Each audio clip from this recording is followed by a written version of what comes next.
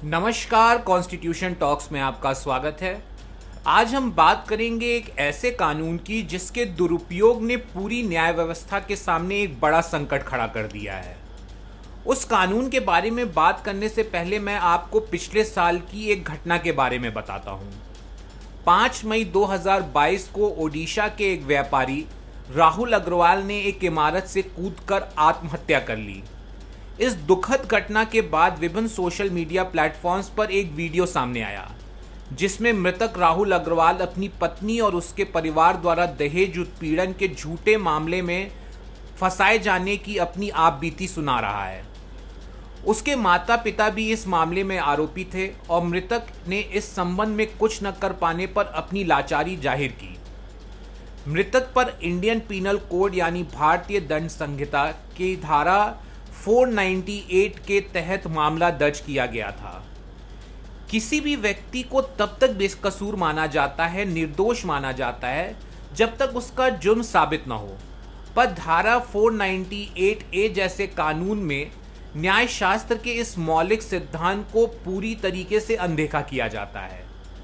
दोषी साबित होने तक बेगुनाह माने जाने का ये सिद्धांत अपराध साबित करने के बोझ को अभियोजन पक्ष पर स्थानांतरित कर देता है।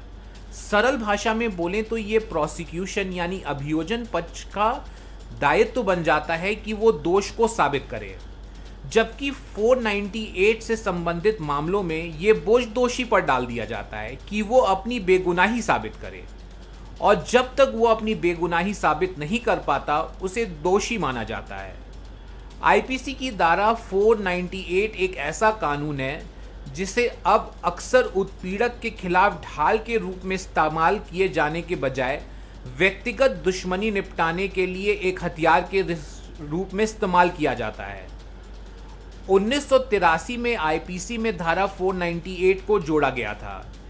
इसमें परिभाषित किया गया था कि यदि किसी महिला के पति या पति के रिश्तेदार ने महिला के साथ क्रूरता की है तो इसके लिए 3 वर्ष तक की कैद की सजा हो सकती है और जुर्माना भी हो सकता है।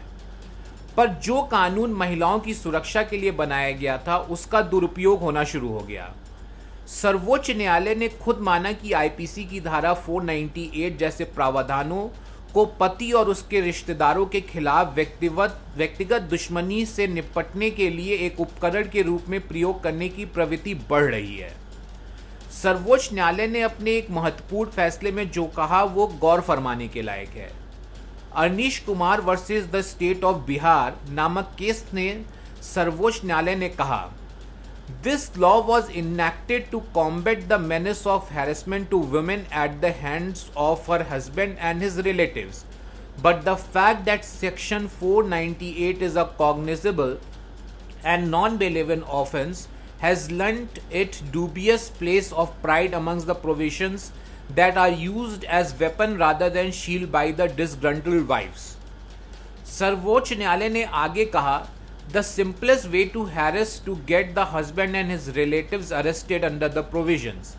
In quite a number of cases, the bedridden grandfathers and grandmothers of the husband, their sisters living abroad for decades are arrested. यानी सर्वोच्च न्यायालय ने कहा कि कुछ तो ऐसे मामले सामने आए हैं जिसपे बीमार दादी और बाबा यानी दोषी लड़के के दादी और बाबा तक को पुलिस ने हैरेस किया है। किसी भी कानून का दुरुपयोग उसके निवारक के रूप में कार्य करने के मूल उद्देश्य को बेकार कर देता है और न्यायपालिका के लिए ये एक गंभीर चुनौती बन जाता है। अंग्रेजी न्यायविद विलियम ब्लैकस्टोन ने कहा था, एक निर्दोष को सजा होने से बेहतर है कि 10 दोषी बच जाएं। यानी किसी इनोसेंट आदमी को सजा होने से बेहतर है कि 10 दोषी लोग बच जाएं। यही सिद्धांत किसी भी न्यायिक व्यवस्था का आधार होता है और उस न्यायिक व्यवस्था को विश्वसनीयता प्रदान करता है। पर धारा 498 जैसे कानूनों के दुरुपयोग से बहुत से निर्दोष लोगों को बहुत सी यातनाएं सहनी पड़ती हैं, उनकी ज़िंदगी बर्बाद हो जाती है, जिसमें से कुछ लोगों के पास राहुल अग्रवाल जैसे अपने जीवन को समाप्त करने के अलावा कोई रास्ता नहीं बचता है। समय आ गया है कि न्यायपालिका और सरकार दोनों इस कानून पर पुनर्विचार करें और इसमें उचित संशोधन करे ताकि इस कानून का दुरुपयोग ना हो।